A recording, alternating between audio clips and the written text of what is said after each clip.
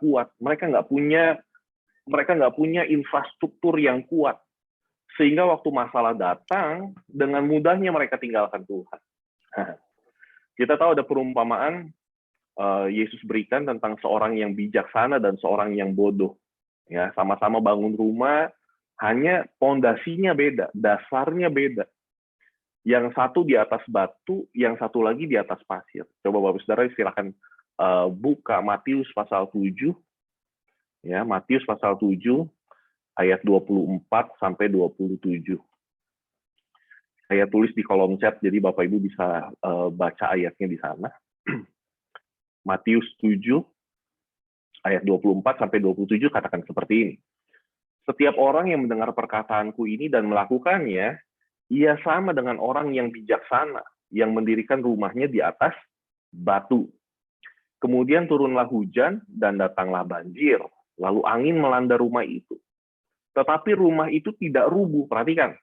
Rumah itu tidak rubuh sebab didirikan di atas batu. Tetapi setiap orang yang mendengar perkataanku ini dan tidak melakukannya, ia sama dengan orang yang bodoh, yang mendirikan rumahnya di atas pasir.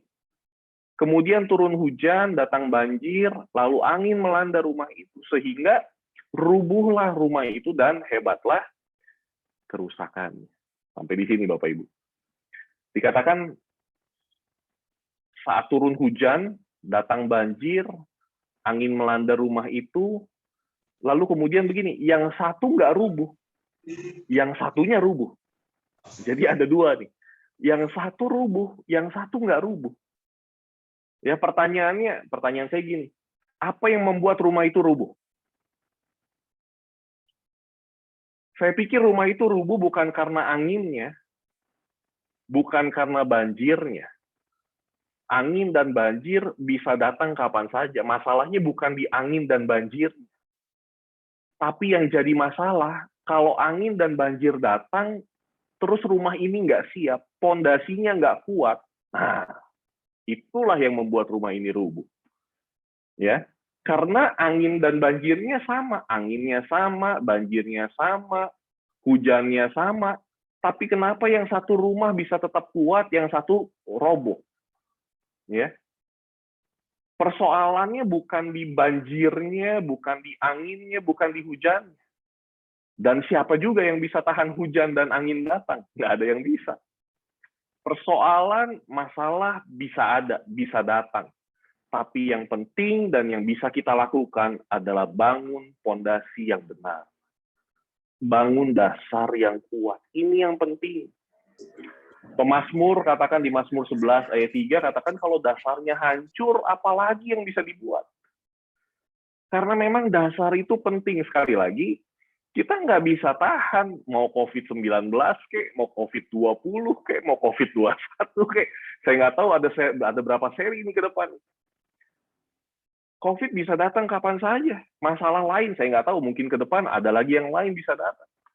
Masalahnya bukan di situ. Masalahnya adalah apakah kita punya pondasi kuat atau enggak.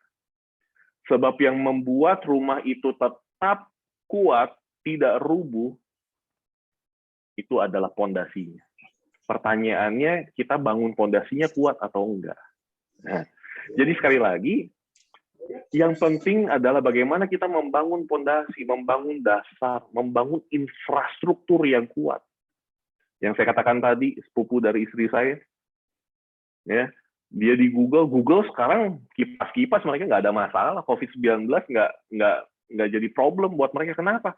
Karena mereka sudah siapkan infrastruktur itu 10 tahun yang lalu. Saat mereka hadapi sekarang, mereka oke, nggak ada masalah. Saham naik terus, aman mereka. Dan sekarang mereka siapkan untuk infrastruktur 5-10 tahun ke depan. Mereka sedang memprediksikan kalau nanti ada angin, ada banjir, ada hujan lain yang datang di tahun-tahun ke depan, mereka kuat. Saya pikir gereja juga harusnya seperti itu. Kita harus bangun pondasi yang kuat, infrastruktur yang kuat. Nah, pertanyaannya, infrastruktur apa yang perlu kita bangun sejak sekarang? Ya. Untuk persiapkan masa depan ini seperti apa? Apa yang harus kita siapkan? Ini yang penting. Yang pertama, kita perlu bangun sebagai gereja, kita perlu bangun infrastruktur rohani. Ya, ini yang utama dan bisa saya katakan ini yang terpenting.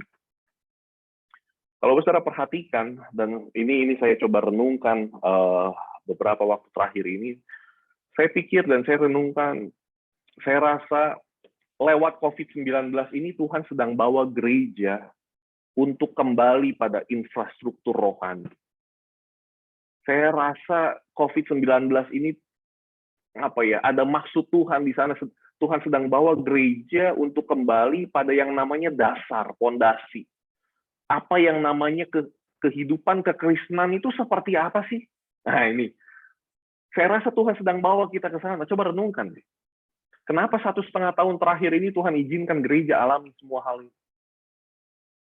Pandemi ini seakan-akan seperti memperlihatkan kepada gereja, kepada kita, ini loh hal-hal dasar, ini loh pondasi, ini loh infrastruktur yang perlu dibangun, ini esensi kita sebagai gereja, sebagai orang Kristen, sebagai orang percaya, ini yang perlu kita bangun. Coba lihat, pandemi ini seakan-akan memaksa kita untuk melakukan semua hal yang sifatnya esensi. Semua yang dasar. Coba lihat, gara-gara COVID-19, ibadah di rumah. Semua dipaksa memuji, menyembah Tuhan di tempat sendiri. Betul nggak? Biasanya kan, kita harus tergantung. Kita harus tergantung nih. Ibadah gedungnya besar. Kalau gedungnya besar, musiknya bagus, lightingnya indah, baru mereka bisa menyembah Tuhan. Angkat tangan karena memang musiknya bagus. Ya, musiknya dengan bandnya lengkap, suaranya merdu, suasana AC-nya dingin, baru bisa menyembah Tuhan. Sekarang pandemi 19, Tuhan bawa kita untuk kembali ke hal-hal yang esensi. Bahwa esensinya bukan bicara tentang AC-nya dingin atau enggak. Esensinya kita memuji, menyembah Tuhan, bukan bicara tentang musiknya bagus atau enggak, bandnya bagus atau enggak, soundnya bagus atau enggak, gedungnya besar atau enggak. No. Pandemi ini membuat kita belajar bagaimana kita menyembah Tuhan di rumah sendiri, apa adanya. Mungkin nggak pakai musik di gereja, seperti di gereja, semuanya sifatnya online. Pandemi ini Tuhan sedang bawa kita untuk, ayo bangun mesbah keluarga, ini yang esensi, ini yang penting. Berdoa, baca firman Tuhan, bersama dengan keluarga, ini yang penting. Coba renungkan, Tuhan mau kita bangun lagi yang dasar, hal-hal yang mungkin selama ini kita udah cuek gitu. Ya, selama ini seringkali kita fokus sama hal-hal yang sebetulnya bukan yang esensi, bukan hal yang penting. Ya, tapi hari-hari ini Tuhan sedang mau kita fokus lagi, bangun infrastruktur rohani. Ini yang jadi dasar, ini yang jadi pondasi yang kita harus bangun. Ya, sebagai gereja secara utuh maupun secara pribadi kita. Bangun yang namanya doa. Coba lihat, dulu orang diajak doa, aduh sibuk. Bu Gembala, sorry Bugem, sibuk, nggak ada waktu untuk berdoa. Sekarang kita dipaksa nggak sibuk, harus mau nggak mau berdoa.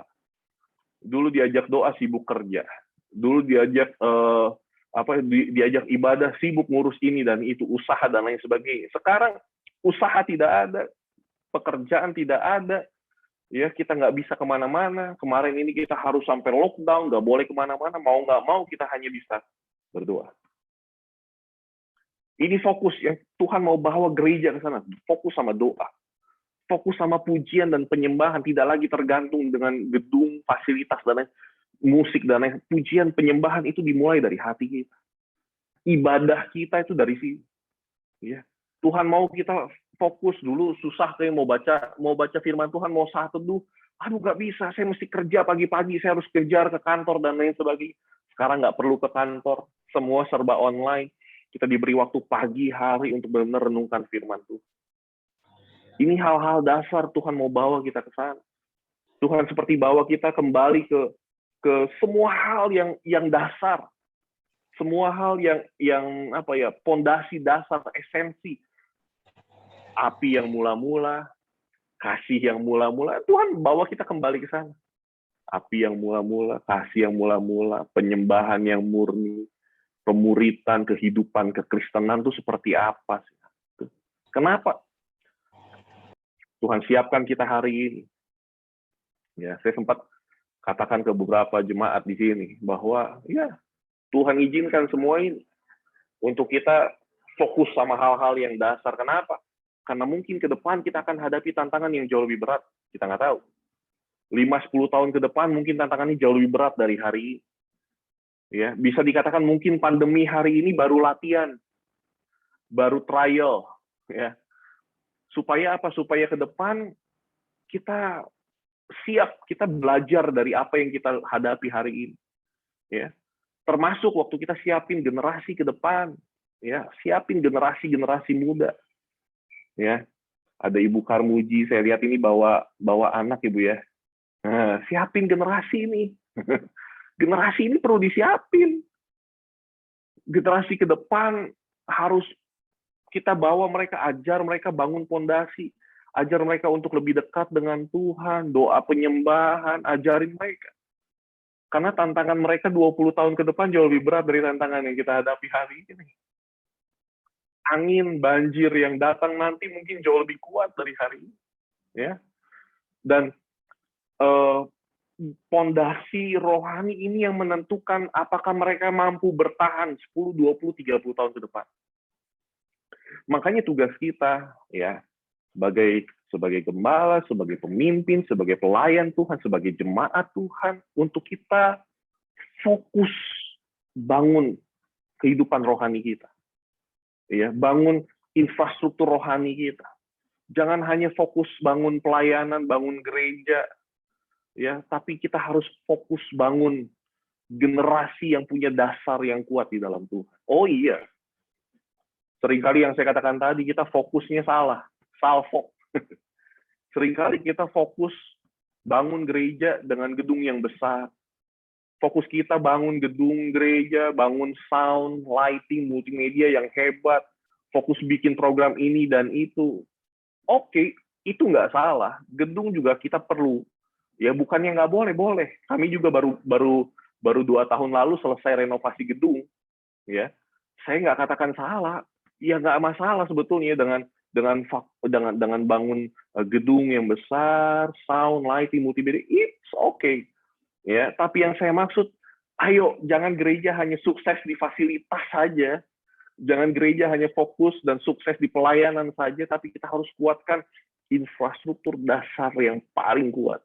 Rohani, pondasi iman, doa, penyembahan, doktrin, pengajaran, ini yang harus kuat dalam gereja.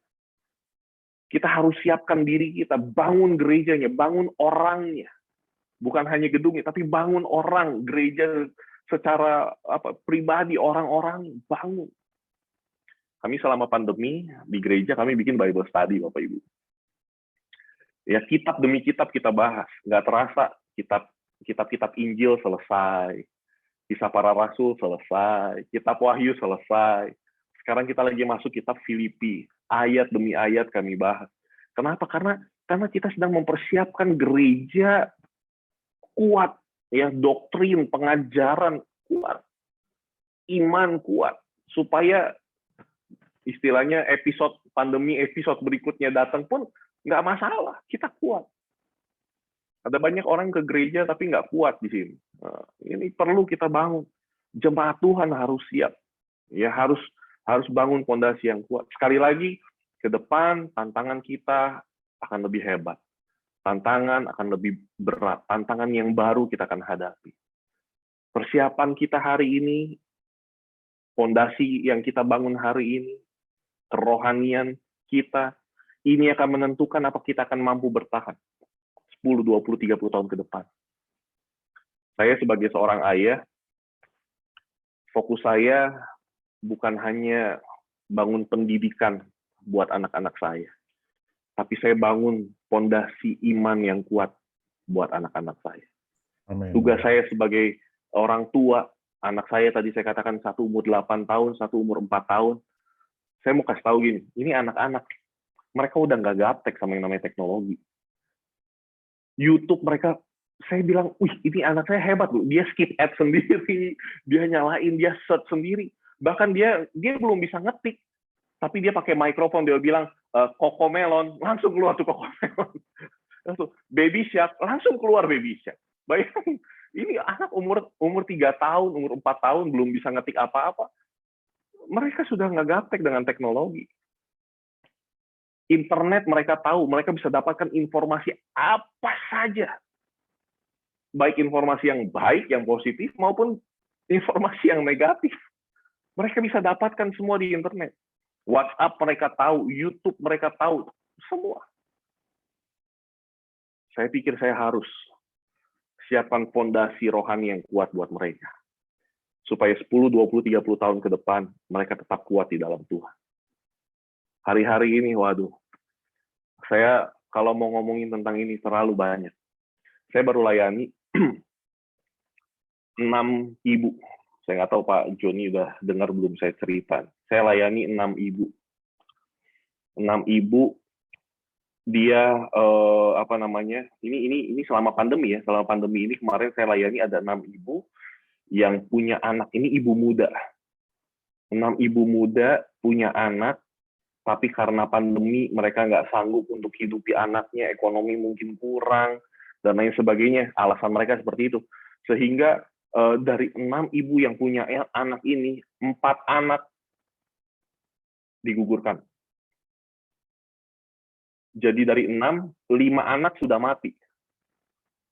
5 anak mati ini, 4 anak digugurkan dalam kandungan, yang 1 anak umur 1 bulan dibekep. Sampai akhirnya mati. Yang 1 lagi sudah mau dibunuh. Sudah lahir umur 7 bulan, 6 bulan atau 7 bulan. Udah mau dibunuh, keluarga nggak ada yang mau terima, dan lain sebagainya. Saya bilang, jangan dibunuh, bawa sini. Jadi saya hidupi anak ini, saya rawat anak ini sampai sekarang. Ya, selama pandemi ini, saya rawat anak ini sampai sekarang. Jadi di rumah sekarang anak ada 3. Ya, anak ada 3, yang 1 umur 7 bulan, 8 bulan. Jadi, dan ini ibu-ibu ini 13 tahun punya anak, 12 tahun, 13 tahun, ada yang umur 14 tahun mereka punya anak. Ini yang gugurin anak itu umur belasan tahun. Kenapa mereka bisa lakukan seperti itu? Saya pikir masalahnya bukan di masalah ekonomi. Ya, saya pikir masalahnya bukan masalah pandeminya, tapi karena mereka punya fondasi yang lemah. Sehingga begitu ada pandemi datang, gugurin anaknya. Dengan cepat mereka nggak pikir lagi. 1 bulan lahir dibekep sampai anaknya mati. Saudara bayangkan itu. Dan ini yang terjadi hari-hari ini. Kalau kita nggak persiapkan, mulai dari anak-anak, fondasi kuat. Jangan sampai 10, 20, 30 tahun ke depan mereka lemah. Tantangan di luar lebih banyak, sehingga begitu ada masalah, problem sendiri, mereka menyerah dan tinggalkan Tuhan. Ya, ini menjadi PR mungkin bagi kita semua. Yudas pasal yang ke-1. Saya bagikan di kolom chat juga. Ya, Yudas pasal 1 ayat 17 sampai 21. Katakan begini, tetapi kamu, saudara-saudaraku yang kekasih, ingatlah akan apa yang dahulu telah dikatakan kepada kamu oleh rasul-rasul Tuhan kita Yesus Kristus. Perhatikan ayat 18. Sebab mereka telah mengatakan kepada kamu, menjelang akhir zaman, ya, akan tampil pengejek-pengejek yang akan hidup menuruti hawa nafsu kefasikan mereka. Mereka adalah pemecah belah yang dikuasai hanya oleh keinginan-keinginan dunia ini. Dan hidup tanpa Roh Kudus. Perhatikan, ini nasihat ayat 20. Ayat 20 katakan begini, akan tetapi kamu, ya, saudara-saudaraku yang kekasih, Bapak Saudara dan saya, baik yang di Cimahi maupun yang di Pontianak, GPDI Bukit Hermon, GPDI Gajah Mada, Pontianak.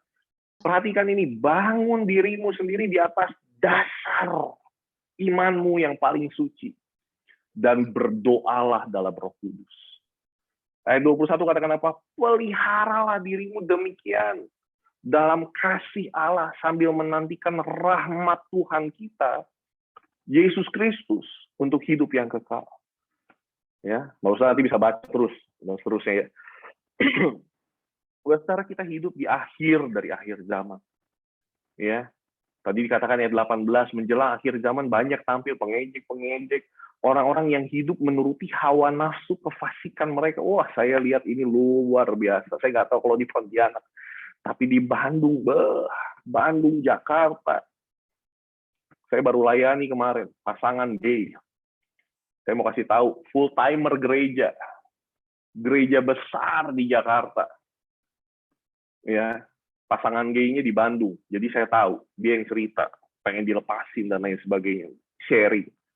Ya, lu sudah bisa bayangkan, orang yang hidup menuruti hawa nafsu kefasikan mereka, ini baru sekarang, 20-30 tahun ke depan mungkin jauh lebih banyak. Saya baru dengar di Amerika, mereka sudah legalkan secara resmi di 50 negara bagian di Amerika. Ya, dari West sampai East Coast, mereka sudah melegalkan yang namanya perkawinan sejenis dan aborsi. Dan aborsi boleh dilakukan 9 bulan masih bisa dilakukan. Bayangkan, saudara. 9 bulan masih boleh aborsi. Mereka legalkan itu sekarang di Amerika. Bayangin. Bobrok, makin ke sana dunia makin hancur. Kalau kita nggak siapkan fondasi yang kuat, ya, apa yang akan terjadi 10, 20, 30 tahun ke depan? Ya, makanya hari-hari ini saya pikir lewat pandemi COVID-19 Tuhan lagi bawa kita, ayo fokus lagi. Ya, jangan tinggalkan ini hal-hal yang esensi, infrastruktur rohani kita harus kuat. Bangun doa, penyembahan kita, ibadah kita. Ya, firman Tuhan, jangan tinggalkan jam-jam ibadah, jangan tinggalkan jam-jam kita renungkan firman Tuhan. Jangan hanya kita kasih makan daging kita, tapi roh kita kasih makan. Ya, lewat doa dan firman Tuhan. Ayo. Ya, ini menjadi kebutuhan kita hari-hari. Ya, bangun diri kita, pondasi rohani ini sangat penting. Ya, bicara lain, bagian firman Tuhan 1 Korintus 3 ayat 11 katakan tidak ada seorang pun yang dapat meletakkan dasar lain daripada dasar yang telah diletakkan yaitu Yesus Kristus. Ini dasar kita. Dasar kita ada di dalam Yesus. Jadi ini yang pertama yang kita perlu bangun. Ini yang paling penting, bangun infrastruktur rohani. Ya, kehidupan rohani kita perlu kita bangun. Ya, baik di gereja secara umum, secara korporat maupun pribadi lepas pribadi. Ya, ingat hidup ini, ya, jangan letakkan hidup ini pada dasar yang salah. Nah, saya pernah sampaikan itu. Jangan letakkan hidup ini pada dasar yang salah. Dasar kita letakkan pada Yesus Kristus. Ya. Amin, amin. Fondasi kita ada di dalam Yesus. Nggak ada dasar yang lain. Dolar nggak bisa jadi dasar yang kuat. Emas nggak bisa jadi dasar yang kuat. Bitcoin nggak bisa jadi dasar yang kuat. Buktinya harganya juga masih turun naik. Nggak bisa jadi dasar yang kuat. Ya, ya. Usaha, pekerjaan kita jangan jadikan itu dasar buat kita. No. Ya. Uang jangan jadiin itu dasar yang kuat. Taruh dasar yang kuat di dalam Yesus. Ya, tidak ada dasar yang kekal selain Yesus Kristus. Ya. Matius 16 ayat 18 katakan engkau adalah Petrus dan di atas batu karang ini aku akan mendirikan jemaatku. Ya.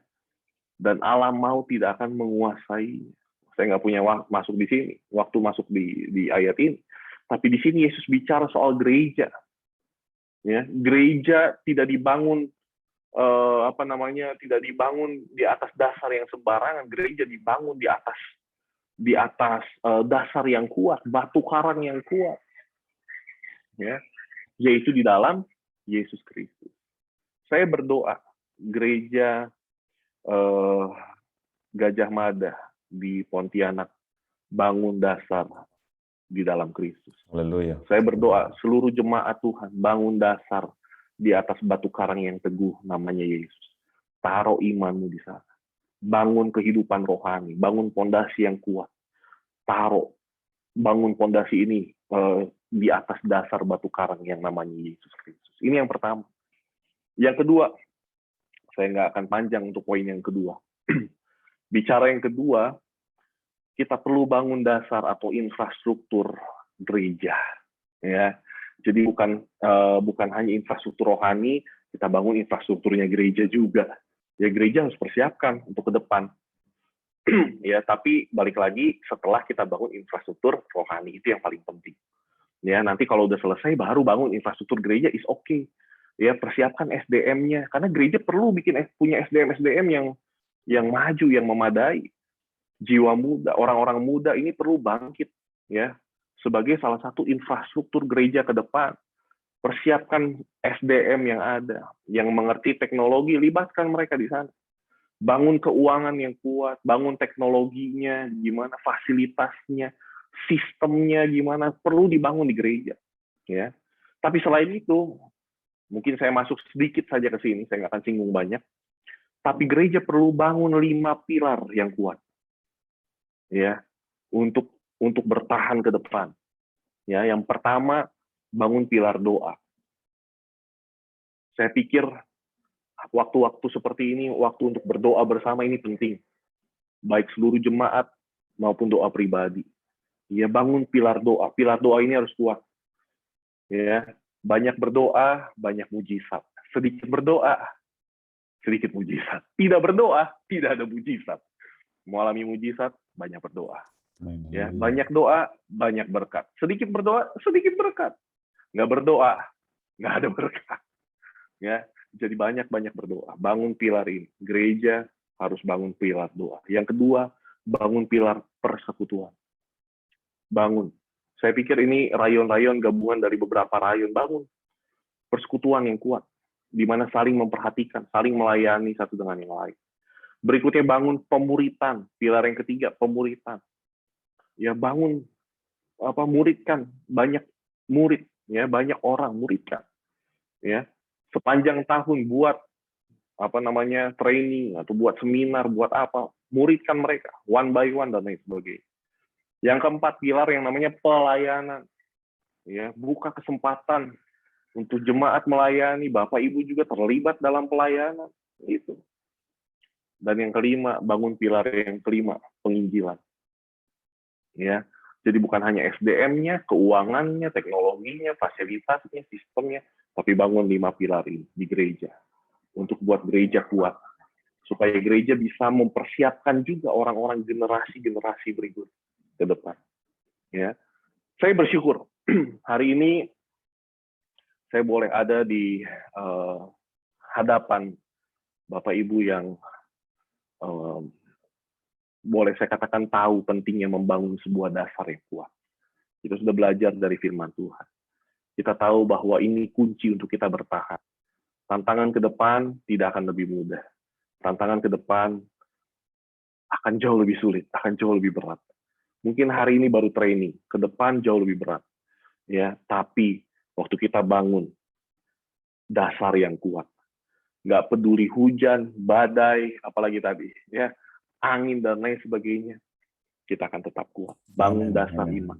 Puji Tuhan. Ya, dan saya percaya, saya berdoa dari tempat ini supaya seluruh jemaat GPDI Gajah Mada di Pontianak, mereka jemaat Tuhan di sana boleh tetap kuat iman menghadapi ya hidup hari-hari ini maupun hidup ke depan nanti. Saya berdoa dari level pemimpin diurapi oleh Tuhan, mempersiapkan generasi-generasi yang memiliki pondasi yang kuat juga ke depan. Ya, perhatikan generasi anak-anak, generasi youth, ini harus kita bangun, ini PR kita, supaya mereka bisa mampu bertahan 10, 20, 30 tahun ke depan. Ya, saya berdoa dari tempat ini, jemaat GPDI Gajah Mada menjadi jemaat yang kuat di dalam Tuhan. Haleluya, haleluya. Saya nggak panjangkan firman Tuhan, tapi izinkan saya boleh berdoa buat Bapak Saudara semua. Silakan, Pastor. Mari kita tundukkan kepala kita dan kita berdoa. Kami bersyukur buat apa yang kami dengar pada malam hari. Kami tahu bahwa tantangan ke depan semakin berat. Kami tahu bahwa apa yang kami akan hadapi ke depan akan jauh lebih berat dari apa yang kami alami hari ini. Kami belajar lewat firman Tuhan bahwa persiapan kami hari ini akan menentukan apakah kami mampu bertahan 10, 20, 30, bahkan 50 tahun ke depan. Hari ini kami mau mulai bangun pondasi dasar kami kembali, Tuhan. Mungkin kalau selama ini pondasi kami mulai goyah, apalagi dengan adanya angin, badai, hujan, seperti COVID-19. Mungkin ada rumah-rumah kami, atau mungkin rumah rohani kami, hidup kami yang sudah mulai goyah. Tapi kami ditegur lagi lewat kebenaran firman Tuhan, supaya kami kembali bangun pondasi yang kuat. Supaya apapun tantangan ke depan, apapun hujan, badai, angin yang akan meniup ke depan nanti, kami tidak takut, sebab kami punya dasar yang sudah kami bangun kuat di dalam Tuhan. Kami mau bangun dasar rohani yang kuat, infrastruktur yang rohani yang kuat di dalam Tuhan. Kami mau bangun infrastruktur rohani kami, doa, pujian, penyembahan, ibadah kami, firman Tuhan. Kami mau bangun rohani yang kuat di dalam Tuhan. Amin. Doktrin pengajaran kami harus kuat di dalam Tuhan. Kami tahu ini yang akan membuat kami akan mampu bertahan. Karena itu hari ini hamba berdoa untuk seluruh jemaat Tuhan, khususnya yang ada pada Zoom meeting pada malam hari ini. Amen. Dimanapun kami berada, hamba berdoa, Tuhan kuatkan kami. Tuhan mampukan kami untuk bertahan. Tuhan pilih setiap kami. Kalau kami selama ini tidak fokus membangun kehidupan rohani kami, hari ini Tuhan, kami mau ambil komitmen yang baru. Kami mau bangun kehidupan rohani yang kuat di dalam Tuhan. Terima kasih Bapak, terima kasih. Kami serahkan gereja Gajah Mada, GPDI Gajah Mada di Pontianak ke dalam tangan Tuhan. Supaya mereka bangun infrastruktur gereja juga yang kuat, mempersiapkan generasi-generasi berikutnya. Generasi-generasi yang dimuridkan, yang dipersiapkan, sehingga generasi-generasi yang muncul dari sini adalah generasi yang kuat, yang sanggup menghadapi tantangan di masa yang akan datang. Terima kasih Bapak, terima kasih. Kami percaya ada hikmat pengurapan yang Tuhan berikan lewat gembala, staf yang ada, tim pastoral yang ada, wakil gembala, dan lain sebagainya. Berikan hikmat dan pewahyuan supaya mereka bisa menjalankan semua misi Tuhan di dunia ini, di kota yang kami cintai, kota Pontianak. Segala puji, hormat, kemuliaan hanya bagi nama Tuhan Yesus Kristus. Hamba-Mu selesai berbicara. Roh Kudus, ini saat yang Kau bekerja. Terima kasih Bapak. Ini doa kami, ini ucapan syukur kami di dalam nama Tuhan Yesus Kristus. Kami berdoa. Haleluya. Amin.